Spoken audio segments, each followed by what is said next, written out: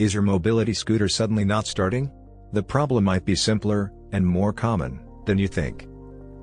The most common problem with mobility scooters is battery failure or degradation, which causes reduced range, inability to hold a charge, or complete failure to start. Other frequent issues include motor malfunctions, faulty ignition switches, flat or worn tires, and electromagnetic brake issues. Here are some common mobility scooter problems. Battery issues. Batteries typically last 3 to 4 years. Symptoms include reduced range and needing frequent recharges. Motor malfunctions, usually caused by overloading the scooter, climbing steep inclines, or overheating, leading to a loss of power.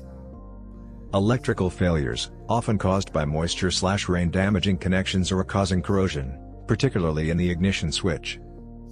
Tire problems, punctures on pneumatic tires or, in some cases, worn-out solid tires affecting steering and safety. Brake problems, often triggered by the freewheel lever being engaged, which prevents the motor from running, usually indicated by 5 beeps. Maintenance tips: to minimize issues, ensure batteries are charged fully after every use, avoid heavy rain, check tire pressure regularly, and keep the scooter clean and dry.